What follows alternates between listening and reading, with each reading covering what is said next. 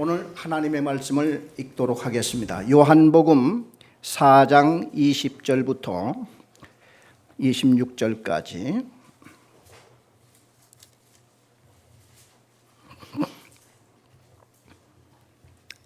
신약성경 147페이지 요한복음 4장 20절에서 26절까지를 읽도록 하겠습니다. 우리 조상들은 이 산에서 예배하였는데 당신들의 말은 예배할 곳이 예루살렘에 있다 하더이다.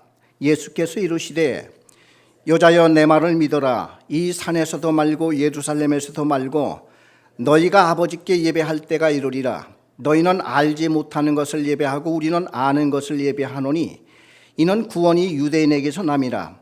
아버지께 참되게 예배하는 자들은 영과 진리로 예배할 때가 오나니 곧 이때라.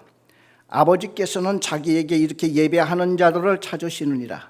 하나님은 영이시니 예배하는 자가 영과 진리로 예배할지니라. 여자가 이르되 메시아 곧 그리스도라 하는 이가 오실 줄을 내가 하노니 그가 오시면 모든 것을 우리에게 알려주시리이다. 예수께서 이르시되 네가 말하는 그가 내가 그라 하시니라.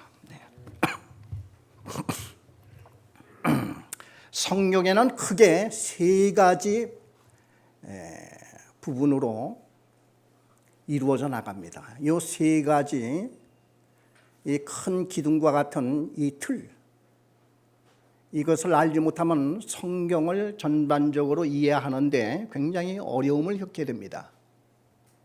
이 세 가지 틀이 첫째는 인간을 포함해서 이 세상 모든 것은 하나님이 창조하셨다. 이게 첫째고, 두 번째는 우리의 인류의 첫 조상 아담이 죄를 지은 이후부터 모든 인간은 죄인으로 태어난다는 것입니다. 이게 두 번째입니다. 모든 인간은 죄인이다.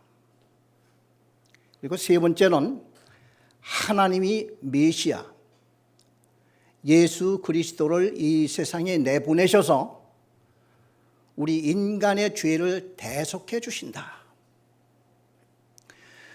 요 세 가지 큰 주제로 마음에 장착을 해서 그리고 성경을 읽게 되면 성경을 원활하게 우리가 다 풀어나갈 수 있는 바탕이 생기게 됩니다.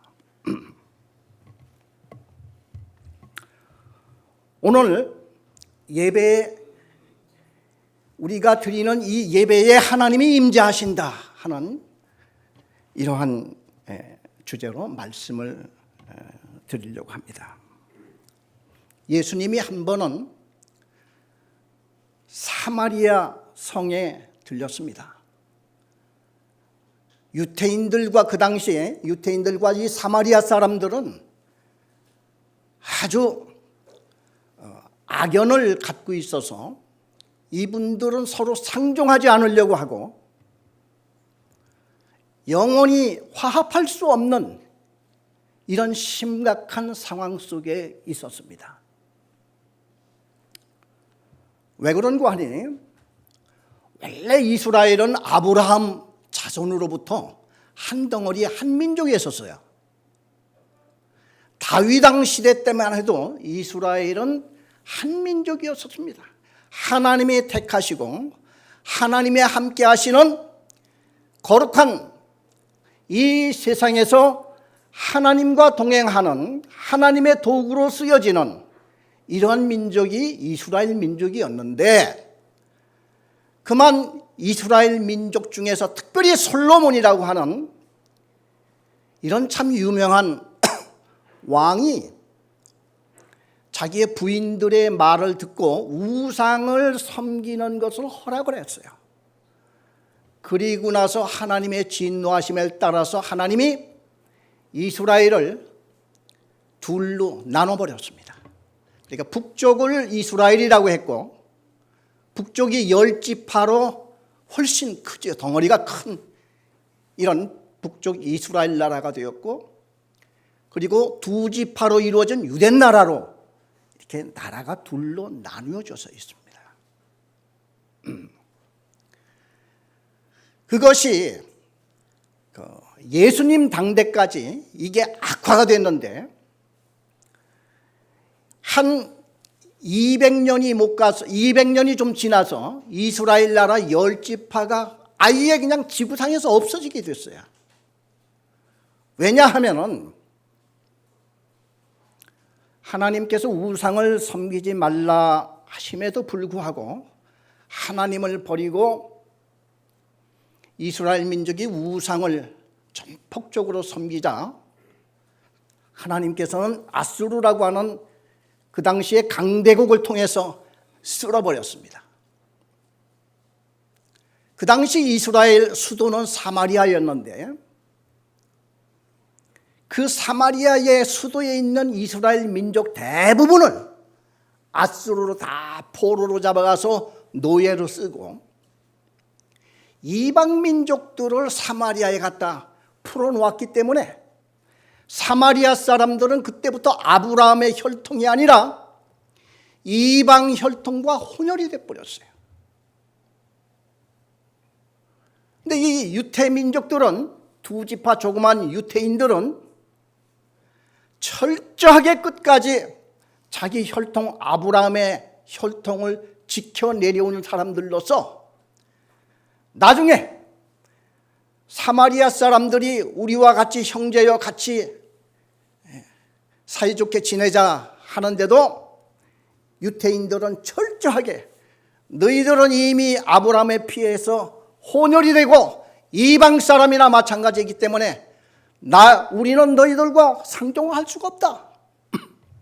이렇게 유태인들은 완고하게, 그래서 나중에 성전을 다시 지을 때도 사마리아 사람들이 옆에 와서 같이 성전을 짓겠다고 하는데도 단호히 배격해버리고 자기들끼리 성전을 이렇게 예루살렘 성전을 지었던 것입니다. 이 사마리아 사람, 이스라엘 사람들이 자기들도 예배를 좀 드려야 될 텐데 어디 가서 드리나?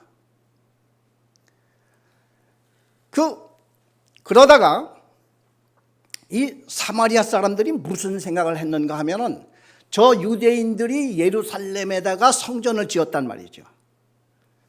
그 예루살렘에다 성전을 지었던 그 최초의 사람이 이제 다윗이었는데 이 다윗 왕이 예루살렘에다 성전을 지어야 된다고 하는 것을 왜 결정적으로 생각을 했느냐 하면은 아브라함이 자기 아들 이삭을 하나님께 바치라고 하는 이런 명을 듣고 아브라함은 자기의 독자 이삭을 데리고 하나님께 번제를 드리고자 갔던 산이 모리아 산에 있었어요. 그 모리아 산이 바로 예루살렘에 있었던 것입니다. 그래서 아브라함은 이 예루살렘 안에 모리아 산이 있으니 여기에다 성전을 짓자 해서 그의 아들 솔로몬 때에 모리아 산 위에다 성전을 지었습니다. 그 후에 이제 이스라엘과 유대 나라가 갈라진 후에 사마리아 사람들이 어떡하나 우리도 성전을 지었으면 좋겠는데, 그런데 가만히 생각해 보니까 옛날 아브라함, 자기 첫 조상인 아브라함이 가나안 땅에 들어오자마자 세겜이라고 하는 그 땅에서 제사를 드렸어요. 우리 다 같이 창세기 12장 7절을 한번 보겠습니다.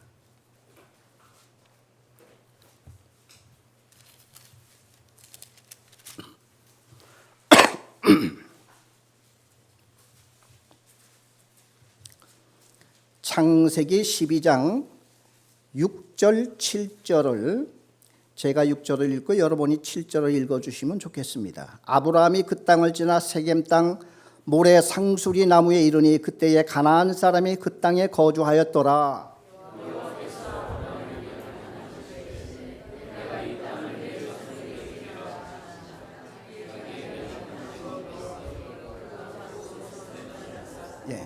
아브라함이 가나안 땅에 들어와서 제일 먼저 제단을 쌓고 하나님 앞에 제사를 드린 것이 세겜 땅이었었단 말이죠. 그런데 그 세겜 땅이 가만히 보니까 사마리아 근처에 있었어요. 이 사마리아 사람들이 그걸 알고서, 그리고 그 세겜 땅 위에서 산이 하나 있었는데 그리심산이라고 해서 그 여호수아 때 그 에발산과 그리심산 두 개를 놓고 저주의 산, 축복의 산으로 이렇게 나누어서 그 여호수아가 아주 강력하게 하나님의 말씀을 외친 곳도 그리심산, 에발산인데 그 그리심산이 세겜산에 있는 그리고 사마리아에 있는 산이 되었던 것을 알고 사마리아 사람들은 그리심산에다가 성전을 지었어. 자기들 나름대로의 성전을 짓고 그곳에서 제사를 드리고 예배를 드리고 그러면서 예수님 시대까지 쭉 내려온 거예요 지금. 근데 예수님이 이 땅에 오셔서 다른 유태인들은 사마리아를 들어가려고 하지도 않았어요. 왜? 사마리아 사람들 만나면은 아예 그냥 상종하기 싫어서. 그래 대부분의 유태인들은 사마리아를 삥 둘러서 지나다니고 이렇게 했었는데 예수님은 사마리아 성에 들어가셨어요. 그리고 마침 그 정오 때가 되어서 제자들은 점심을 구하려고 나갔고 목이 말르셔서 예수님이 그 우물가에 마침 거기에서 앉아 있는데 사마리아 여인 하나가 그 물을 길러 왔단 말이죠. 이때 예수님은 그 여인에게 전도를 했습니다. 복음의 말씀을 전하고 전도를 하고 이렇게 했었는데 나중에 이 사마리아 여자가 예수님한테 이렇게 물어요. 선생님, 당신네들은 저 유태인들이 예루살렘에서 예배를 드린다고 하고 또 우리 조상들은 사마리아 그리심산에 있는 우리 그 성전에서 예배를 드린다고 이렇게 해서 나누어 드린다고 하는데 어느 쪽에서 예배를 드려야 진짜 잘 드리는 것입니까? 하고 물은 거예요. 그랬더니 예수님께서 하시는 말씀이 이 산도 말고 저 산도 말고 산이 중요한 게 아니야. 이 말씀이 오늘 읽은 요한복음 4장 20절입니다. 우리 다시 한번 요한복음 4장 20절을 한번 보겠습니다. 우리 다 같이 한 음성으로 읽어보겠습니다. 우리 조상들은 이 산에서 예배하였는데 당신들의 말은 예배할 곳이 예루살렘에 있다 하더이다. 예수께서 이르시되 여자여 내 말을 믿어라. 이 산에서도 말고 예루살렘에서도 말고 너희가 아버지께 예배할 때가 이르리라. 예수님께서 하신 말씀이 장소가 뭐가 중요하냐? 중요한 것은 우리가 예배드리는 하나님 아버지께 예배를 드려야 하는데 여기에서 우리가 잘 생각해야 될 게 있습니다. 예수님이 이 땅에 오신 목적이 딱 하나 있었어요. 인간들은 아까 죄인이라고 그랬죠. 모든 인간은 아직 날 때부터 죄인으로 태어나. 그렇기 때문에 이 죄를 해결할 길이 없어요. 그래서 이것은 하나님만이 해결할 수 있어. 그런데 이 죄를 해결하려면 죄 없는 누군가 희생 제물이 되어서 생명을 바쳐야만 이 죄를 사할 수가 있어. 하나님이 보실 때에. 그런데 이 세상의 모든 인간 중에서 죄가 없는 사람을 찾을 길이 없어요. 그러니 이 인간의 죄를 사할 수 있는 길이 어디 있냔 말이죠. 그래서 하나님께서 생각한 것이 하나님 스스로가 세상에 내려가서 인간으로 태어나 인간들을 위해서 희생 제물이 되어서 죽으면은 인간의 죄를 사함받을 수 있는 길이 열리는 거야. 이게 하나님의 방법이었습니다. 인간은 감히 생각지도 못해. 그래서 하나님이 이 세상으로 인간이 되어서 오시는 그분이 메시아였었어요. 그래서 구약시대에는 메시아가 오면은 모든 게 해결될 것이다 하고 계속 예언을 해두셨어요. 그래 이 여자와 지금 사마리아의 우물가에서 여인이 지금 대화를 하고 있고 얘기하고 있는 이 양반이 바로 하나님이 육신을 입고 이 세상에 오신 메시아, 그분이 이름을 예수라고 지었고, 메시아는 이게 이제 히브리 말인데 그 당시는 헬라 말로 전부 다 통역을 해서 썼기 때문에 메시아가 그리스도라고 이렇게 번역을 해야지 돼요. 예수 그리스도가 바로 메시아인데, 이 사마리아 여인이 지금 예수 그리스도 메시아하고 지금 대화를 하고 있는 거야. 이때 예수님께서 하시는 말씀이, 하나님께 진정으로 예배를 드리려면 우리는 다 죄인들인데 그 하나님께 예배를 어떻게 드려? 드릴 길이 없잖아. 뭐 드려봐도 그렇고. 그래서 구약시대에는 하나님이 메시아 예수 그리스도를 대신해서 임시방편으로 제일 깨끗한 짐승 중에서 양을 잡아서 그 피로 제사를 드리고 하나님께 예배를 드려라. 이게 구약시대의 제사였었어요. 피가 있었잖아요. 예수님이 오신 후에는 이제는 그 양 필요 없어. 이제 죄 없는 메시아 하나님께서 인간들을 위해서 희생 제물이 되어서 죽고 피를 흘리고 하게 되면은, 이제는 누구든지 그 예수 그리스도를 믿기만 하면은 죄 사함을 받게 되는, 그래 이것을 보고 복음이라고 했고, 이걸 표현할 길이 없어서 적당한 단어를 찾을 수가 없어. 이 소식, 이 기쁜 소식. 그래서 그 뉴스. 그래서 마태복음, 마가복음, 누가복음, 요한복음이라고 하는 이 복음자를 다 붙였어. 복음이 뭐냐? 하나님이 세상에 오셔서 우리 죄인들을 위해서 희생제물에 대해서 길을 활짝 열어놨으니 누구든지 그 예수를 믿기만 하면 죄의 사함을 받고 그제부터 예배를 제대로 드릴 수가 있는 거야. 지금 예수님이 하시는 말씀의 요지가 그거입니다. 그래서 누구든지 예수를 믿지 아니하면은 죄인으로 그냥 남기 때문에 예배를 제대로 드릴 수가 있겠어요? 그러나 예수 그리스도를 나의 구주로 삼고 하나님의 자녀가 된 백성들은 그때부터 영과 진리는 바로 예수님이시고, 왜?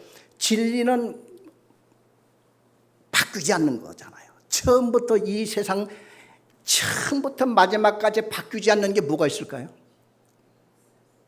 어떤 사람은 돈이라고 그러더라고. 돈. 왜냐하면 돌고 돈다고. 돈도 썩어요. 끝이 나요. 진리가 아니야. 그래서 영원히 변치 않는 이 한 가지 진리는 예수 그리스도밖에 없어요. 왜? 이건 하나님이 정하신, 인간의 죄를 사해 주시기 위해서 하나님이 정하시고, 하나님이 희생 제물할 모든 제물을 찾아봐도 세상에는 구할 길이 없기 때문에 하나님 스스로가 이 세상에 내려와서 인간이 되어서 희생 제물이 된다. 이 놀라운 것을 무엇로 표현할 수가 있겠어요? 그래서 하나님이 인간이 되어 오신다 하는 것을 성육신, 우리 이제 한자로 말하면 성육신, 그렇게 이제 표시를 하고, 영어로 말할 것 때문에 인카네이션, 육신 속에 하나님이 들어오셔서 죽어, 인간을 위해서. 그래서 하나님을 사랑이라고밖에 표현할 길이 없어요. 하나님은 사랑이시다, 이 한마디로밖에 다른 것도 표현할 길이 없어요. 그냥 인간을 사랑하신 거야.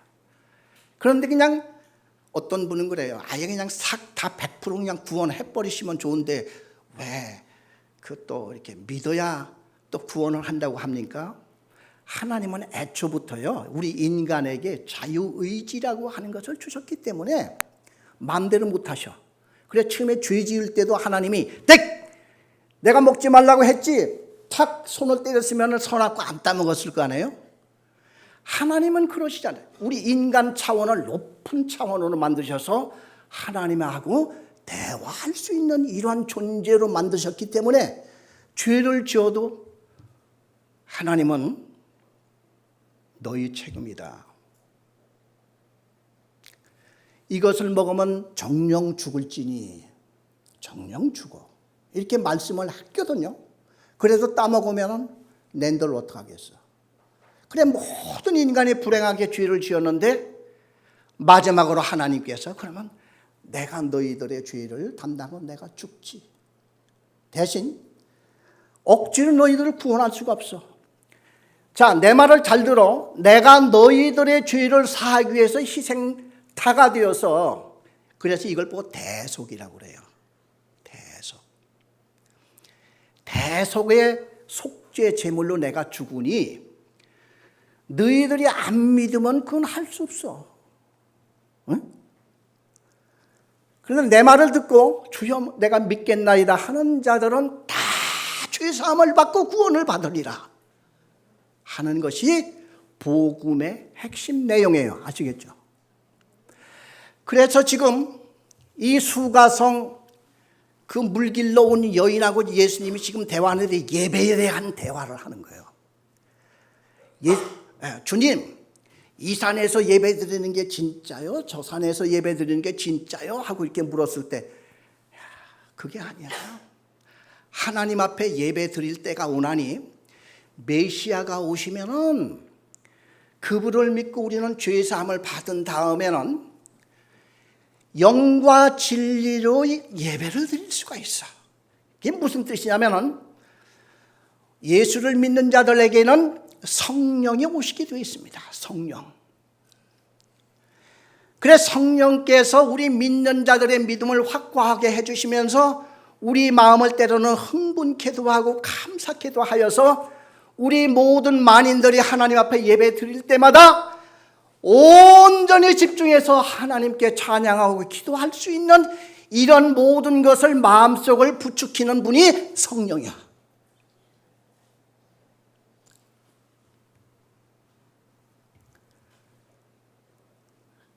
그러니까 이 여자가 그러면은 메시아 그리스도가 오시면 저한테 그거 잘 알려주시겠네요. 우리한테도 좀 잘 알려주셨으면 좋겠습니다. 그러니까 예수님이 내가 바로 그다. 이 여자가 얼마나 놀랬겠어요. 물동이를 그냥 두고 막 동네로 달려가서 그리스도가 왔다. 메시아가 왔다. 동네 사람들이 미친 여자로 보지 않았겠어요? 처음에? 그랬더니 이 여자가 뭐라고 했냐면 내 남편이 없는데 내가 동거하는 남자 5이 있지 않느냐. 이걸 하셨어. 나 그래 처음에 선지자인 줄 알았거든. 그런데 본인이 메시아래. 가보자. 이래서 동네 사람들 휘몰고 예수님한테 오신 거예요.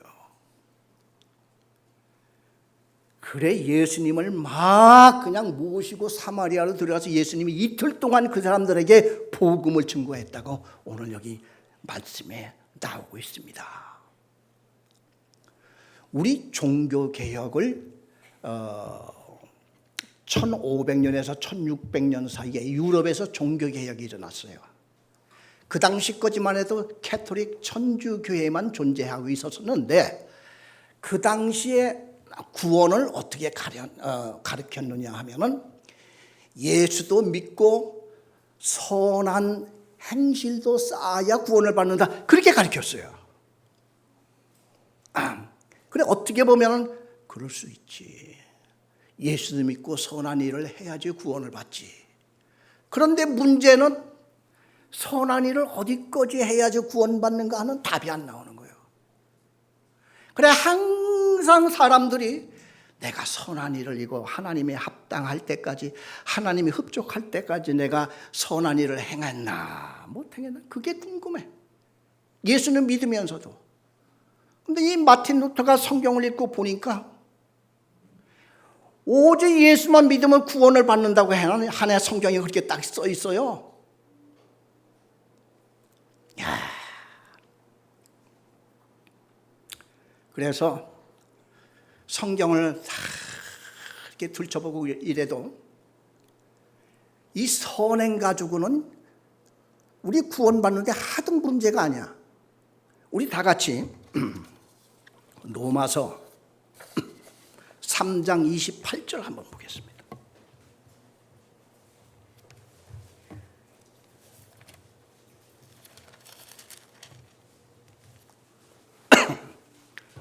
로마서 3장 28절을 다 같이 한 음성으로 읽겠습니다. 그러므로 사람이 의롭다 하심을 얻는 것은 율법의 행위에 있지 않고 믿음으로 되는 줄을 우리가 인정하노라. 이렇게 됐어요.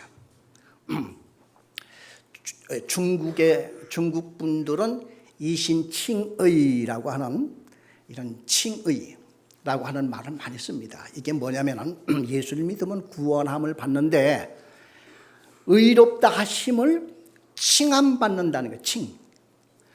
그게 무슨 뜻이냐면 나는 의롭지 않은데 예수를 믿음으로 내가 의로운 자로 칭함을 받는다는 그 말이야. 그러니까 죄인들이 예수를 믿게 되면은 너는 의로웠어 하고 이렇게 인정을 받는다는 거예요. 그게 맞아요. 우리 다 같이 한 장 더 갈라디아서 2장 16절을 읽어보겠습니다.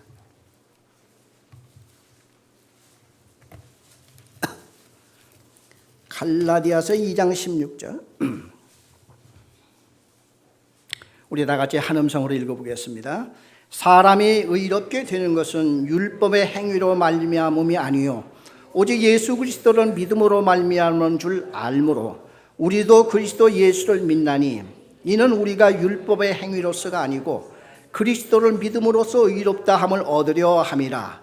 율법의 행위로서는 의롭다 함을 얻을 육체가 없느니라. 행위를 가지고 의롭다 함을 얻을 자가 있으니까 아무도 없다 이거야. 자, 그러면은 우리는 오직 예수를 믿음으로 구원을 받아요. 그런데 그러면은 그 뒤에 선행은 다 그러면은 그냥 없어도 되느냐? 아니. 우리 뒤에 성경을 우리가 잘 보면은 바울은 그런 말을 했습니다. 우리가 오직 믿음으로 의롭다 함을 얻기는 하지만 우리를 의롭게 만드신 하나님의 그 이유가 있다는 거예요. 왜 우리를 하나님이 의롭게 만드셨느냐? 우리 다 같이 에베소 2장 10절을 보겠습니다.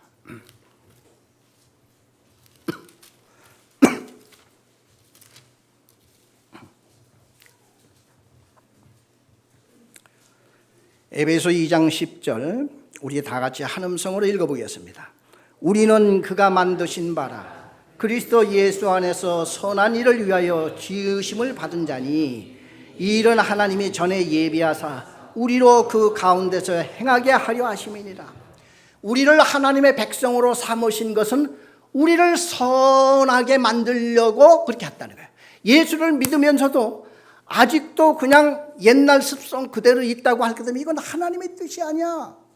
하나님의 백성으로 만들어서 우리를 선한 도구로, 선한 백성으로 삼으려고 하신 거예요. 하나님이 이스라엘 백성을 만드신 이유가 그래 너희들은 하나님만 믿고 복만 잘 받아 그 말씀이 아니라 너희들이 이제 나의 백성, 거룩한 나의 백성이 되고 하나님의 말씀을 잘 순종하고 세상 사람들에게 제사장 민족으로만 나타내기 위해서 너희들 만들었는데 그러기 위해서 내가 복을 줄게. 이거거든요. 그래서 하나님께서는 우리 믿는 자들에게 선한 행실을 위해서 하나님께서는 우리를 만드셨는데 우리 하나만 더 찾아보겠습니다. 갈라디아서 6장 10절. 에베소 그 전이 갈라디아서이죠. 갈라디아서 6장 10절.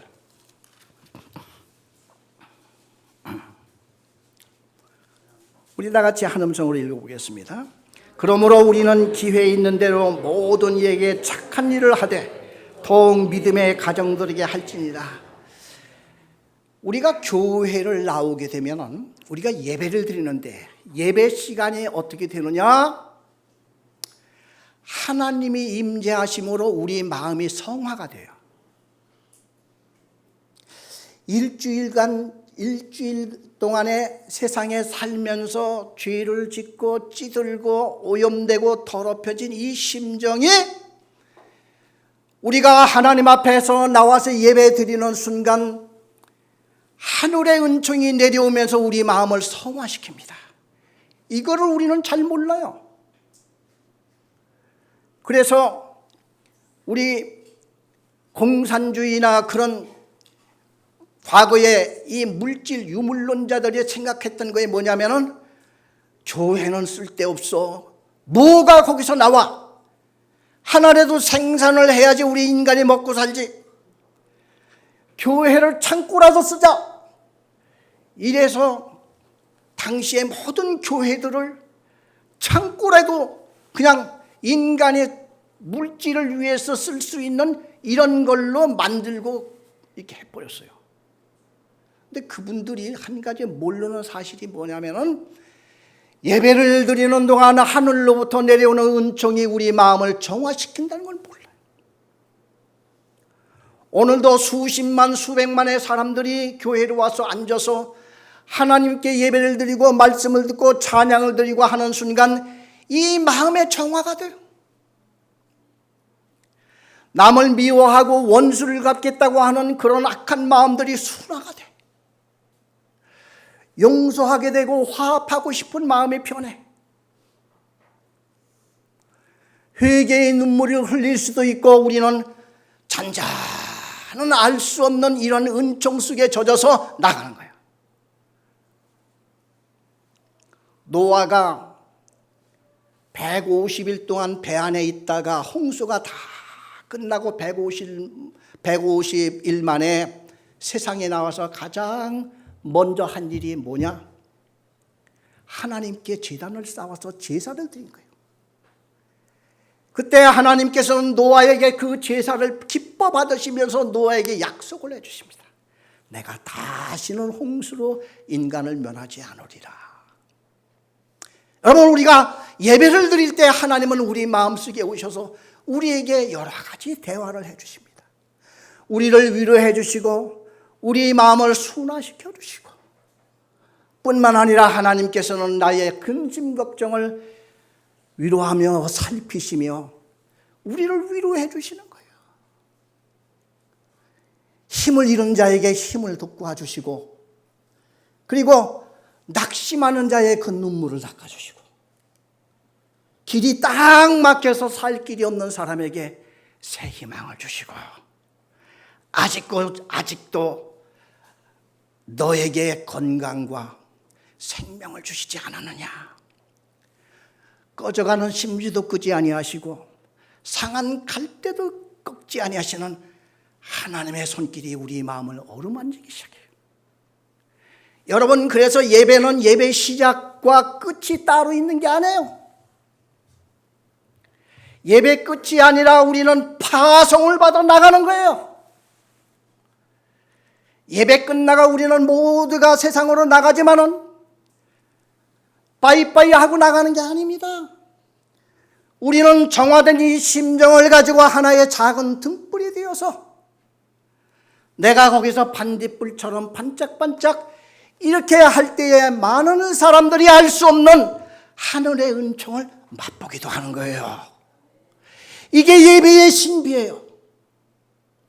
그래서 아브라함은 가나안 땅에 들어오자마자 먼저 예배를 드렸을 때 하나님께서는 아브라함에게 제사드리는 아브라함에게 임하셔서 아브라함아, 이 가나안 땅을 내가 네 후손들에게 주리라 이렇게 약속을 하시고 노아에게는 노아야 내가 다시는 이런 홍수로 내 인생을 멸하지 않으마 이런 약속을 하신 것입니다. 우리는 이 예배는 정말 귀한 시간이에요. 무슨 일이 있어도 우리는 주일날 한 번씩 드리고 또 저녁 예배 드리는 이 예배 시간을 귀중하게 여겨서 하나님 앞에 감사 예배를 드리고 진정으로 예배를 드리는 이런 자들에게는 하나님의 신령한 은총이 항상 그들 마음속에 맴돌게 되고 하나님의 은총이 떠나지 않더라 하는 이러한 복된 시간이 될 줄 믿습니다. 예배 시간을 귀중히 여기시고 복받는 시간들로 삼아주시기를 간절히 빕니다. 기도하시겠습니다.